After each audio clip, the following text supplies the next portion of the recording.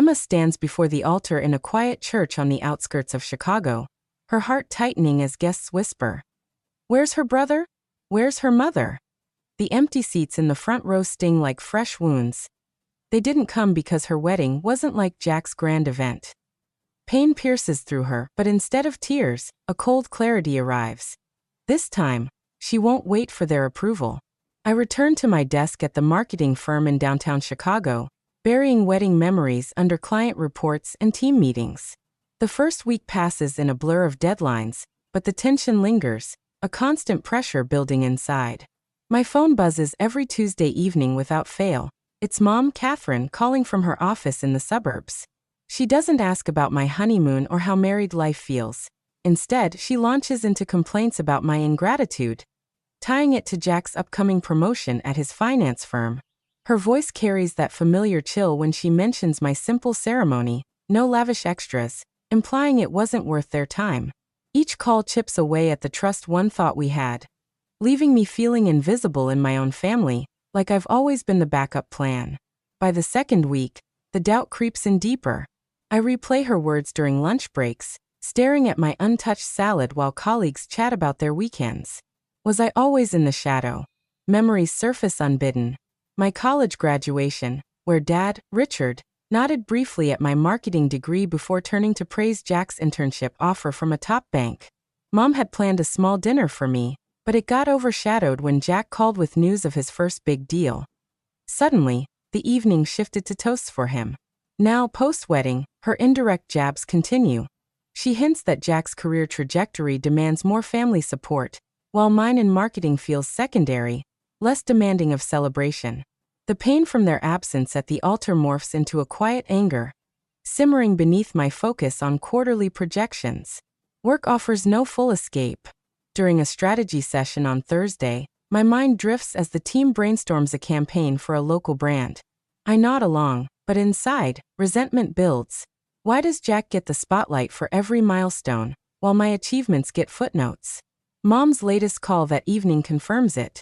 She casually mentions skipping my event because Jack's schedule was packed with networking events, as if his priorities automatically trump mine. No direct apology, just deflection that makes my chest tighten. I end the call early, claiming a late meeting, but the lie only heightens the isolation. Trust erodes further. I start questioning every past interaction, from family holidays rearranged around Jack's games to birthday cards that always included a note about his latest win. The third week intensifies the strain. A project lead praises my pitch for a client rebrand, but the validation feels hollow when I get home and see a text from Mom. "Jack closed that merger today. Your dad is thrilled." No mention of my success, just another reminder of the hierarchy. Anger flares hotter now, disrupting my sleep. I lie awake, fists clenched, replaying how they confirmed attendance weeks before the wedding, only to ghost without explanation. The doubt turns to confusion. Did I misread their support all along? Each ignored detail from my life fuels the fire. My promotion last year dismissed as steady, while Jack's bonus warranted a family dinner. The pain of their choice not to show up transforms into a burning resolve, pushing me to confront the pattern head-on, though I'm not ready yet. By Friday, the calls have worn me down to a raw edge. Mom implies my marriage won't last without their guidance, contrasting it with Jack's stable path, her tone laced with superiority. I hang up mid-sentence, heart pounding, and pace the apartment alone while Alex is at his engineering job. The quiet rage settles in my gut, no longer just hurt but a force demanding action. Family photos on my phone mock me, Jack front and center in every group shot, me faded to the side. Trust shatters completely. I delete old messages, each deletion a small release. But the anger lingers, sharpening my focus. Work emails pile up unread as I journal the incidents, timestamps and all, the act turning confusion into clarity. This favoritism isn't new. It's a lifetime of being sidelined, but now post-wedding, it demands reckoning. The internal storm builds, propelling me toward the truth I can no longer ignore. The family video call pops up on my laptop screen during a rare quiet Sunday evening, for weeks after the wedding. Alex is in the kitchen prepping dinner, giving me space for this obligatory check-in. Mom, Catherine, initiates it from her home office, Dad, Richard, joining from his armchair nearby, and Jack connects last from his high-rise apartment in the city. The connection stabilizes and small talk starts. Weather updates, work updates, but tension simmers beneath, as it always does when we gather virtually. I mention a recent client win at the firm, a campaign that boosted engagement by 20%, hoping for some acknowledgement. But Mom shifts quickly to Jack's latest deal at the bank, praising his negotiation skills without pause. Jack, usually reserved, dominates the conversation, detailing his promotion timeline and how it positions him for executive track. In the flow, he lets it slip indirectly. The family had skipped my ceremony to avoid overshadowing his future milestones, implying my event paled in comparison to what his would become. Mom jumps in to confirm, excusing their absence as a scheduling conflict tied to his demanding calendar, while Dad adds that my straightforward approach didn't require the same fanfare. The words hit without warning, no raised voices or accusations, just matter-of-fact delivery that freezes me in place. Shock surges through my chest, a dull ache spreading outward, severing the last thread of assumed loyalty. Not explosive anger, but a profound internal rupture that leaves me breathless, staring at the screen as their faces continue unchanged. I mute my microphone briefly, hand pressing against my sternum to steady the pounding, while they carry on oblivious. The revelation crystallizes years of overlooked slights. My marketing degree celebrated minimally because Jack's finance internship demanded immediate family focus. His first bonus prompted a weekend getaway, while my salary bump earned a passing email. Promotions for him always sparked calls and plans, mine dismissed as routine. The pattern emerges stark. Every achievement of mine deferred or diminished to elevate his. Resources like time and praise allocated unevenly from childhood onward. Pain intensifies, not just from the wedding snub but the lifetime confirmation that my path registered as secondary, my efforts footnotes to his narrative. Confusion swirls with betrayal. How had I rationalized their preferences as temporary, when evidence stacked against me all along? As the call drags, Mom probes indirectly about my marriage stability, contrasting it with Jack's secure trajectory, her tone implying doubt in my choices. Dad reinforces by noting Jack's network could benefit everyone, subtly excluding my contributions. I unmute to end it early, citing a headache, but the damage lingers, fueling a cold resolve in the silence that follows. No outburst, just a calculated decision forming. I pull up old emails and texts immediately, screenshotting confirmations of their RSVP to the wedding, notes from past conversations where my news got sidelined. Each capture builds a record, turning raw hurt into structured defense. Truth as my sole weapon against this exposed deception. The ache in my chest persists, but it sharpens focus, propelling me from stunned victim to someone reclaiming narrative control. Monday morning at work, the shock disrupts concentration during a team briefing. I fumble a slide presentation, mind replaying the call's admissions. Colleagues notice my distraction, but I brush it off, retreating to my desk to review family threads from years back. Messages surface. Invitations to my events ignored while Jack's filled inboxes with responses. Holiday plans pivoted around his availability, mine adjusted without question. The internal conflict deepens. Anger at their deliberate choice clashes with lingering confusion over why I stayed loyal despite signals. By afternoon, resolve solidifies. I forward key screenshots to a private folder, labeling them chronologically, ensuring nothing fades into doubt. This isn't vengeance yet, but preparation, transforming passive hurt into active awareness of the manipulation at play. That evening, Alex senses the shift when I recount the call's essence over dinner, his steady presence grounding the turmoil. He doesn't push for details, just listens as I articulate the emerging clarity. Their absence wasn't oversight but strategy to preserve Jack's pedestal. Sleep evades me that night, body tense as memories flood. Childhood awards mine tucked away while his displayed prominently. Teenage achievements mine met with "that's nice," his with fanfare. The pain evolves, no longer vague disappointment but targeted sting, eroding any illusion of equity. By dawn, determination takes root. I draft notes on their deflections during the call, voice memos capturing my unfiltered reactions for accuracy. This documentation becomes armor, shielding against gaslighting, marking my transition from overlooked sibling to truth bearer. Midweek, A follow-up text from Mom arrives, downplaying the call's content as exaggeration, urging focus on family unity for Jack's sake. I read it without responding, the attempt at minimization only heightening resolve, another layer of proof in the pattern.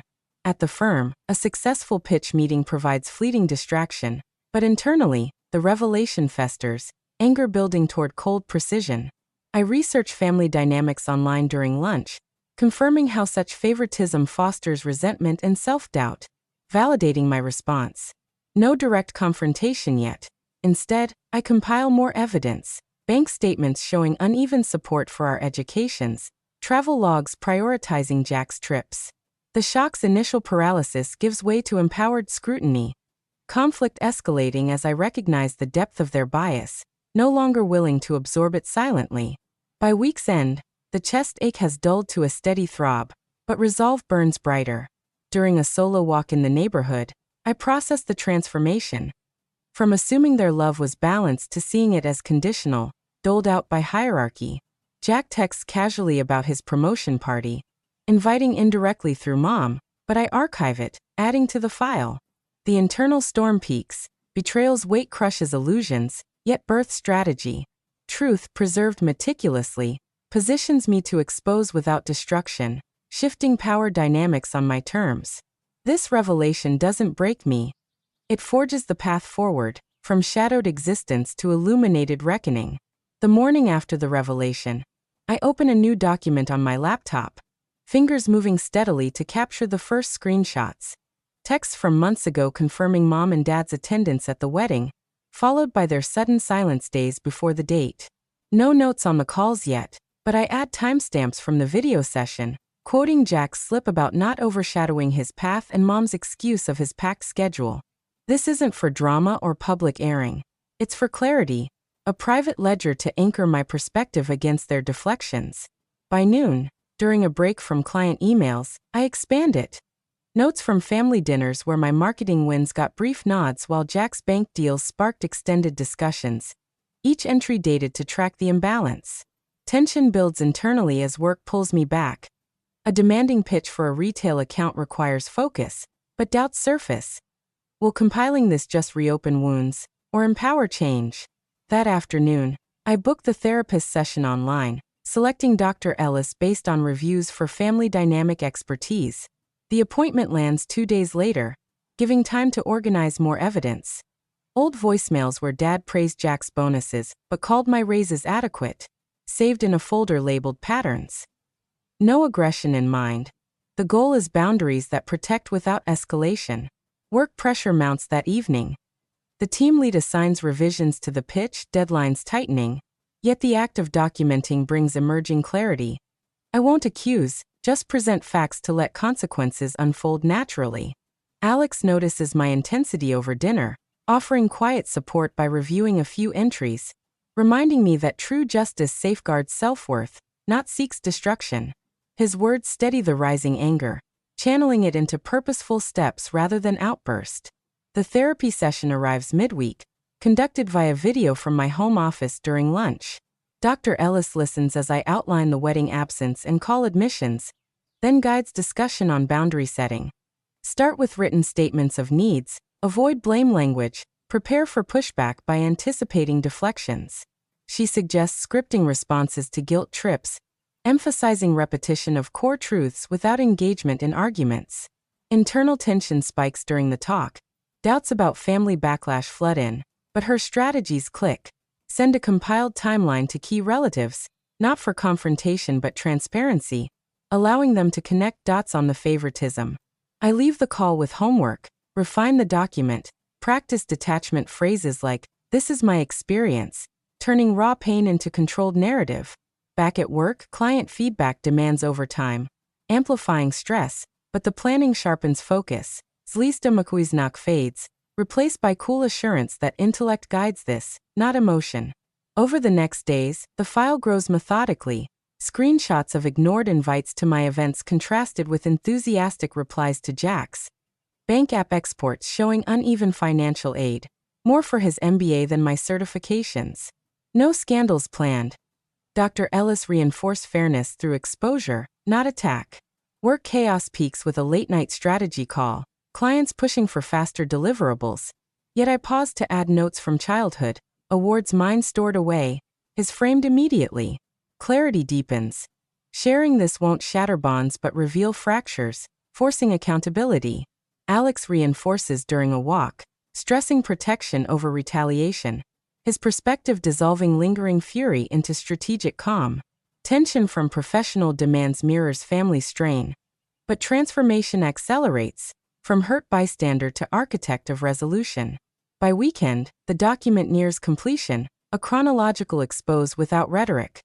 Wedding RSVP chain, call transcripts, achievement disparities. Internal doubts resurface. Will this invite denial or escalation? But therapy tools counter them, visualizing outcomes where truth prompts reflection. Mom texts mid-Saturday, indirectly urging attendance at Jack's promotion event. Her words minimizing past issues. I archive it as latest proof, resolve hardening. Work eases temporarily with pitch approval, freeing mental space to rehearse delivery. Email to aunts and cousins first, attaching facts, then parents if needed. The anger's heat cools to precise intent. Alex's encouragement cements it. Justice as shield, preserving dignity. Conflict intensifies inwardly as scenarios play out. Defensive replies, guilt induction. But planning equips response, shifting control from victimhood to agency. Monday brings a follow-up therapy check-in, where Dr. Ellis reviews the draft, praising its neutrality. Facts speak, emotions implied. She advises timing, post-Jack's event to avoid interference, and self-care amid fallout, like journaling reactions. Work surges again, a new campaign launched demanding all hands, heightening overall pressure, but the blueprint solidifies. Send selectively, disengage from debates, prioritize personal peace. Doubts about family rupture linger, yet evolution presses on. Pain yielding to command, intellect prioritizing ethical reckoning over chaos. Alex shares a resource on sibling rivalry that night, validating the approach, his support weaving assurance through uncertainty. The plan takes shape, not vengeful but restorative. Tension coiling tighter as execution nears, forging me from sideline to sovereign. As the week closes, final touches include voice notes of deflections from recent calls, ensuring completeness. No direct talks yet. Indirect probes from dad via email about family harmony get filed away. Clarity peaks during a quiet evening review. This methodical build isn't confrontation but illumination. Consequences self-inflicted by their choices. Work's relentless pace tests endurance. A crisis meeting extends hours, but internal shift endures, anger supplanted by unyielding poise. Alex's reminder echoes. Defense through truth, not harm. Transformation culminates here, doubts subdued, ready to deploy the record that reclaims equity without fire. The evening before Jack's promotion celebration, I finalize the email draft, attaching the compiled file, screenshots of ignored wedding texts from mom, call logs where dad deflected my invites while confirming Jack's events, timelines contrasting family attendance at his milestones versus my absences. No rage in the subject line, just clarifying our family history. And the body states facts plainly. Your choices prioritized appearances over presence, as shown in these records. I select recipients carefully. Aunts, cousins, uncles who attended my wedding, omitting parents and Jack initially to let ripples spread organically. Tension knots my stomach as I hit send at 8 p.m. Work days and leaving me alone with the weight. Clients had approved the latest campaign, but this personal launch feels heavier, doubts whispering about backlash or dismissal. Alex reviews it beforehand, nodding approval, his indirect assurance that exposure invites self-reflection, not harm, easing the immediate surge of nerves. Responses trickle in overnight, starting with Aunt Mary's reply at midnight. She reviews the attachments, notes the pattern of Jack's events drawing full support while mine faded, and declares she won't attend his party, seeing the bias too clearly now. Her words validate without fanfare, shifting internal pressure from isolation to quiet alliance. By morning, cousin Lisa chimes in, distancing from mom and dad after spotting uneven financial support in the bank exports. More loans for Jack's career moves than my certifications. Opting out of family gatherings until equity returns. The family's indirect probes follow, Mom texts about event logistics, but I archive without reply, letting evidence circulate. Work interrupts with a team call, revisions piling up. Yet the growing inbox fuels resolve. Anger recedes further, supplanted by self-respect as truths gain traction without my intervention.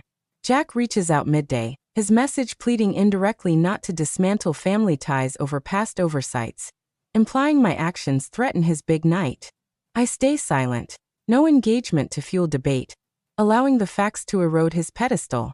More relatives weigh in. Uncle Tom shares the file with his wife, both recalling how Dad hyped Jack's bonuses but skimmed my promotions, leading them to skip the celebration in solidarity. The conflict escalates subtly. Mom calls Alex, seeking leverage through him, but he relays her minimization of the records as misunderstandings, reinforcing my choice to disengage. Internal catharsis builds. Satisfaction stems not from their discomfort but from reclaiming voice, tension peaking as notifications multiply, transforming victim stance to observer of natural fallout. Afternoon brings escalation. A cousin group chat activates, members dissecting the timeline. Wedding RSVPs confirmed then ghosted for Jack's schedule. Holiday plans rerouted around his games while mine adjusted silently. Several bow out of the event, citing discomfort with the revealed favoritism. Their withdrawals chipping at Jack's anticipated turnout. Dad emails the group, defending indirectly as calendar conflicts rather than preferences, but attachments undermine him, prompting Aunt Mary's follow-up. She confronts him privately, refusing further enabling. My phone buzzes relentlessly during a client meeting break, but I mute it. Work demands grounding the emotional swell. A tight deadline forces compartmentalization, yet clarity sharpens. This quiet unveiling enforces accountability without my direct hand. By evening, Jack's promotion party looms deflated. Reports filter through cousins that RSVPs dropped sharply, guests citing the shared file as eye-opener to years of sidelining. Mom attempts a family call, but only half join, voices indirect in expressing unease over the bias, some pressing her for admissions. I decline participation, the absence amplifying impact. Jack texts again, urgency rising as support wanes, begging reconsideration to preserve unity. Silence holds as strategy. Repercussions unfold self-driven. His event overshadowed not by sabotage but exposed inequities. Work wraps with praise for my handling of the campaign crisis, mirroring personal poise. Tension crests then ebbs, respect for this measured justice swelling within. No thrill in pain but pride in ethical release. Overnight, fallout intensifies. Extended family emails circulate apologies for past blindness, one uncle detailing how the records reframed his view of Dad's praises for Jack eclipsing my efforts. Jack's circle thins further. Colleagues hear whispers, attendance halves, the celebration reduced to awkward sparsity. Mom reaches out desperately, indirect guilt through shared memories, but archives stack higher. Internal shift completes. From shadowed resentment to empowered detachment, catharsis washing through as consequences mirror choices made. Alex shares a late-night update from a cousin. Jack's speech falters amid empty seats, the favoritism's cost laid bare. Satisfaction roots in dignity restored. Conflict's zenith yielding to poised equilibrium. Transformation etched in every unanswered plea. Next day, work offers normalcy, a strategy session succeeds, focus undiluted by homefront chaos. Relatives confirm non-attendance en masse, party deemed failure due to fractured support. Jack's milestone tainted by truth's light.